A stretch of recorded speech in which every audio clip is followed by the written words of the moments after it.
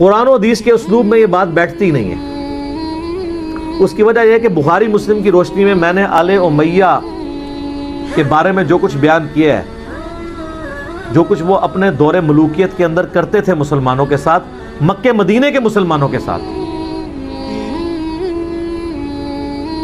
اس میں تو یہ بیٹھتا ہی نہیں ہے کہ وہ ماشاءاللہ ایک خط لکھنے کے اوپر سندھ پہنچ جائیں۔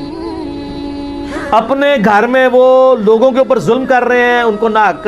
اور حجاج ابن یوسف تو وہ ملعون ہے جس کو تو ناصبی بھی ملعون مانتے ہیں۔ صحیح مسلم میں حدیث ہے کہ بنو ثقیف میں ایک کذاب پیدا ہوگا اور ایک ظالم، اور اسماء بنت ابی بکر کہتی ہیں اے حجاج ابن یوسف، کذاب تو ہم دیکھ چکے، ظالم شخص تو ہے جس کے بارے میں نبی علیہ السلام نے فرمایا تھا۔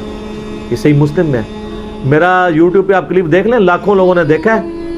آل امیہ کا دہشت گرد حجاج ابن یوسف 5 لاکھ سے زیادہ لوگ دیکھ چکے ہیں۔ پوری اسلامک ہسٹری میں نے 15 منٹ کے اندر کور کر دی ہے، اس 100 سال کی آپ کو، اور تاریخ سے نہیں، بخاری مسلم کی حدیث کی روشنی میں۔ تو وہ حجاج ابن یوسف، اس کا بھتیجا محمد بن قاسم یہاں لوگوں کی داد رسی کے لیے پہنچے گا، جو وہاں اہل بیت کو قتل کروا رہے ہیں، صحابہ کے قاتل ہیں۔ سر بخاری اٹھا کے دیکھیں، حضرت انس بن مالک جو ہیں وہ کتنے پریشان ہوا کرتے تھے کہ ہم پہ یہ کون سا خبیث مسلط ہو گیا حجاج ابن یوسف جو مسلمانوں کے اوپر ظلم کرتا ہے۔ ان لوگوں نے جا کے یہاں پہ فریادیں سننی تھی۔ ہاں آپ کو کہانیاں کرا دی گئی ہیں، آپ وہ کہانیاں، آپ جیسے نور الدین زنگی کا ایک کہانی والا واقعہ آپ کو بیان کر دیا کہ جی وہ یہودی حضور کی جسم مبارک قبر سے نکالنے لگے تھے، وہ ڈرامہ بھی بن گیا۔ اب لوگ کہتے ہیں جی علی بھائی کہتے ہیں غلط ہے، ہم نے تو ڈرامہ دیکھا ہے، تو ڈرامہ ہی دیکھا ہے نا، اس کی تو سند ہی کوئی نہیں ہے۔ سمودی نے وہ 500 سال کی سند ہی بیان نہیں کی ہے، اور پھر معذرت کے ساتھ بریلویوں کے تو عقیدے کے خلاف ہے۔ کیا رسول اللہ نور الدین زنگی کے محتاج ہیں اپنی قبر مبارک میں اپنے جسم کی حفاظت کے لیے؟ اللہ کدھر گیا؟ فٹ ہی نہیں بیٹھتا، جھوٹ ہے۔ اور پھر میں ایسے پوچھتا ہوں کہ جب یزید نے 3 دن تک مسجد نبوی میں گھوڑے باندھے ہیں، اس وقت نور الدین زنگی کدھر تھا؟ اور نماز نہیں ہوئی ہے، اس وقت زمانے میں کوئی نور الدین زنگی نہیں تھا۔ اور جب خانہ کعبہ پہ صحیح مسلم میں آتا ہے کہ چڑھائی کی حجاج ابن یوسف نے، اور یزید کے دور میں بھی چڑھائی ہوئی اور خانہ کعبہ کا غلاف جل گیا، ایک دیوار بھی ڈیمیج ہو گئی، اس وقت کدھر تھا نور الدین زنگی؟ وہ دنیا بقدر ایفٹ ہے۔ وہ ابابیل والا ایک ہی واقعہ ہوا ہے۔ بخاری میں حدیث ہے کہ قرب قیامت میں ایک کالا حبشی پتلی ٹانگوں والا کعبے کی اینٹ سے اینٹ بجا دے گا۔ اللہ نے دنیا بقدر ایفٹ رکھی ہوئی ہے۔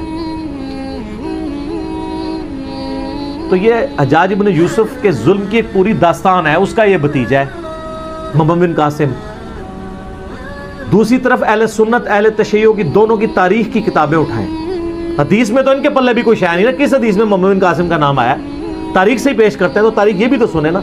تاریخ دمشق کے اندر ابن ساکر کی، تاریخ بغداد کے اندر خطیب بغدادی کی، اور تاریخ یعقوبی جو سنی اور شیعہ دونوں مانتے ہیں، ان تینوں تاریخ کی کتابوں میں کم از کم 5 اصحاب کا ذکر ہے جو سندھ سے جا کے نبی اسلام کے ہاتھ پہ کلمہ پڑھ کے مسلمان ہوئے ہیں۔ یہاں پہ 5 صحابہ آئے ہیں نبی اسلام کے، تو اسلام تو اسی زمانے میں آ گیا تھا۔ اور حضرت عثمان کے دور میں بلوچستان کا کتنا ایریا فتح ہو چکا تھا، رشیا افغانستان حضرت عثمان کے دور میں فتح ہوا ہے۔ بخاری میں موجود ہے کہ ہم رومن اور پرشین امپائر جب گری، اس کے بعد وہاں کے لوگوں کو ہم نے ابھارا کہ ہم نے آذربائیجان اور یہ ساری فتوحات کرنی ہے حضرت عثمان کے دور میں۔ اسلام تو آ چکا ہوا تھا یہاں پہ،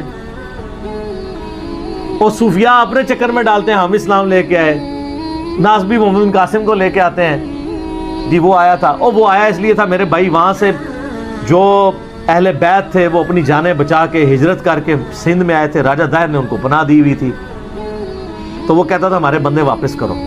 اور سر آپ سندھ میں آج چلے جائیں، سندھیوں سے ان کی ہسٹری پوچھ لیں۔ میں اکثر کہتا ہوں اللہ کے بندو، پاکستان کی ساری کتابوں میں یہ لکھ دینا کہ پاکستان جو ہے محمد علی جناح نے سیکولر سٹیٹ بنائی تھی، کوئی فرق نہیں پڑتا۔ آج لوگ زندہ ہیں جنہوں نے محمد علی جناح کی تقریریں سنی ہوئی ہیں، یہ عملی تواتر سے ٹرانسفر ہو رہی ہے۔ اور یہ کہ جی مسلمانوں کا قتل عام ہوا تھا، یہ کتابوں سے نکال بھی دیں تو وہ مسلمان تو نسل در نسل رہیں گے نا۔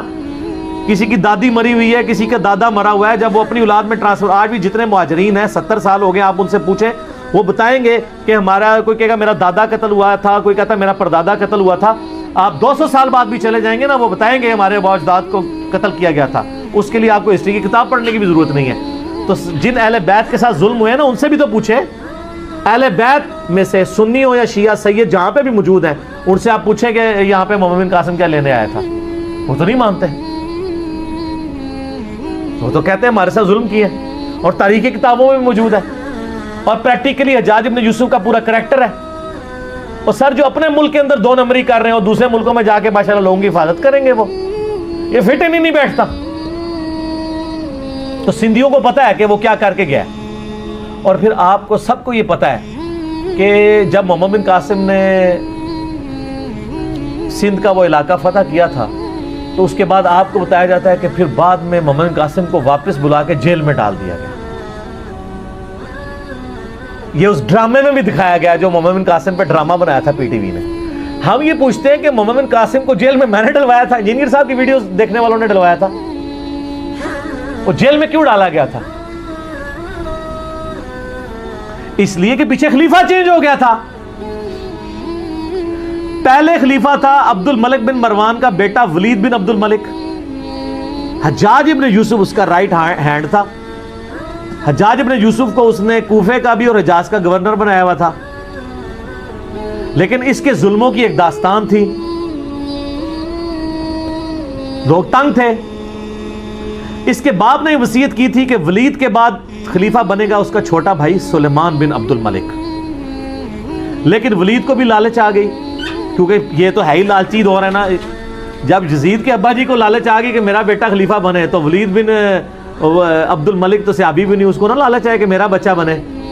حالانکہ وہ خود بھی اس وصیت پہ بنا تھا جو اس کے بیٹے نے، ابے نے کی ہوئی تھی. تو سارے گورنروں سے اس نے بیعت لے لی کہ میرے مرنے کے بعد میرا بیٹا خلیفہ بنے گا. ایک گورنر تھا جس نے انکار کر دیا، اور وہ تھا عمر ابن عبد العزیز. وہ اس وقت حجاز کے گورنر تھے اور کوفے کا گورنر تھا حجاج ابن یوسف. عمر بن عبد العزیز کو جیل میں ڈلوا دیا ولید بن عبد الملک نے، گورنر ہونے کے باوجود. لیکن وہ ہارد العزیز شخصیت تھی، اس لیے اس وقت ذرا پروٹیسٹ ہوئے تھوڑے بہت، اور معاملہ انہوں نے ڈیلے کیا. اسی ڈیلے کرنے کے دوران اچانک ولید کی ڈیتھ ہو گئی. وہ اپنے اس مقصد میں کامیاب نہیں ہو سکا، اور الٹیمیٹلی اس کا بیٹا، اس کا جو چھوٹا بھائی ہے، وہ خلیفہ بن گیا، سلمان بن عبد الملک. سلمان بن عبد الملک جیسے ہی خلیفہ بنا تو اس کو یہ احسان یاد تھا کہ عمر بن عبد العزیز کی وجہ سے میں خلیفہ بناؤں. اگر عمر بن عبد العزیز بھی بیعت کر لیا، پھر عمر بن عبد العزیز کوئی عام آدمی نہیں تھا. عمر بن عبد العزیز ان کا بینوئی بھی لگتا تھا، ولید بن عبد الملک اور سلمان بن عبد الملک کا، کیونکہ مروان کے 2 بیٹے تھے، عبد الملک بن مروان اور عبد العزیز بن مروان. اور عبد العزیز کا بیٹا تھا عمر بن عبد العزیز. عمر بن عبد العزیز کی جو بیوی تھی نا فاطمہ، وہ ولید بن عبد الملک کی بہن تھی. تو ظاہر جیل میں ڈلوا سکتا تھا، مروا نہیں سکتا تھا. تو اس لیے کہتے ہیں کہ تاریخ انسانی میں اتنی پاورفل خاتون کبھی کوئی نہیں آئی کہ جس کا خامد بھی 3 براعظموں کا خلیفہ عمر بن عبد العزیز، جس کا باپ بھی 3 براعظموں کا ملک عبد الملک بن مروان، اور جس کے 4 بھائی ولید بن عبد الملک، یزید بن عبد الملک، ہشام بن عبد الملک، یہ لوگ 4 بھائی اور یزید بن عبد الملک وہ خلیفہ. باپ خلیفہ، 4 بھائی خلیفہ، خامد خلیفہ فاطمہ بنت عبد الملک.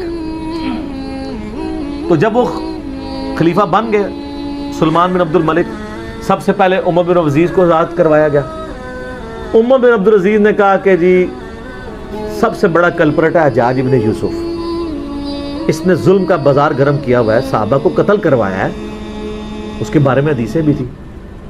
تو سلمان نے پہلا ایگزیکٹو آرڈر کیا کہ اس نے کہا جی حجاج نام کے جتنے بھی بندے ہیں، خالی حجاج نہیں، حجاج نام کے جتنے بندے کسی بھی حکومتی عہدے پہ ہیں، ساروں کو جیل میں ڈال.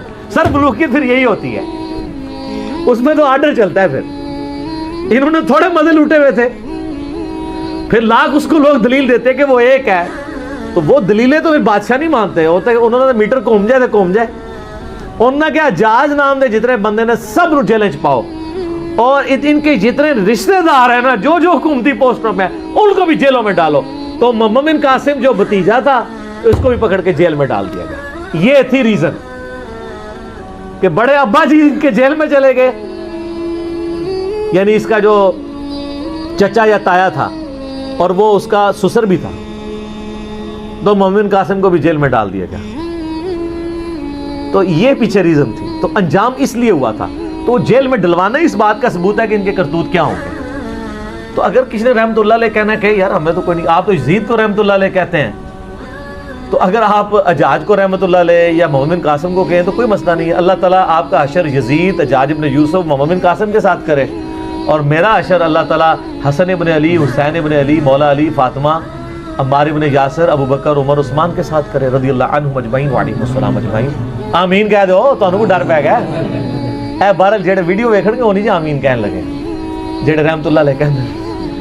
ٹھیک ہے, تو وہ رجوع والا معاملہ نہیں ہے, یہ قرائن بتاتے ہیں کہ یہ اس طریقے سے ایسے ہوا ہے. اگر کوئی حدیث ہے تو مجھے پیش کر دیں, میں رجوع کر لوں گا. اس پہ ڈاکٹر طاہر القادری صاحب نے بھی ایک ان کی بھی ویڈیو چڑھی ہے, انہوں نے بھی پورا یہ یعنی ساری تاریخ بتائی ہے. خالی میرا تفرد نہیں ہے اس مسئلے میں کہ میں اپنی طرف سے بیان کر رہا ہوں. باقی آپ سندھیوں سے جا کے پوچھ لیں, وہ سندھیوں نے تو اتنی ویڈیو شیئر کرائی ہے کہ وہ ہر جگہ پہنچی ہوئی ہے کہ یار پہلی دفعہ کسی داڑھی پگڑی والی بندے نے ہمارے حقی کو بات کی ہے. خام خواہ مطلب ان لوگوں نے اس کو ہیرو بنایا ہوا تھا, اس نے تو ہمارے ساتھ یہ کیا ہے. ادھر میں یعنی کافروں کی نہیں بات کر رہا, مسلمانوں کی.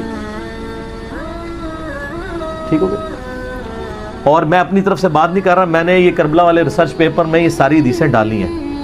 یہ میں ذرا اس کا تعارف بھی کرا دوں میرے بھائیو. یہ میں نے ایک ریسرچ پیپر لکھا ہے, واقعہ کربلا کا حقیقی پس منظر, 72 صحیح الاسناد احادیث کی روشنی میں. 72 کا ٹائٹل تو شہدائے کربلا کی نسبت سے ہے, احادیث اس میں 200 سے زیادہ ہے, جس میں میں خلفائے راشدین سے شروع, سیدنا عمر کی شہادت سے شہادت حسین تک.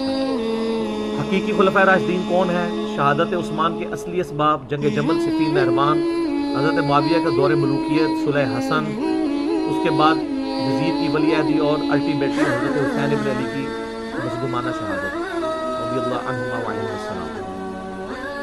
اس کی سافٹ کاپی آپ ہماری ویب سائٹ ahlsunnatpak.com سے فری ڈاؤن لوڈ کریں. 5B ریسرچ پیپر ہے, ہارڈ کاپی فری, اور اس کے ساتھ باقی ریسرچ پیپرز ہیں.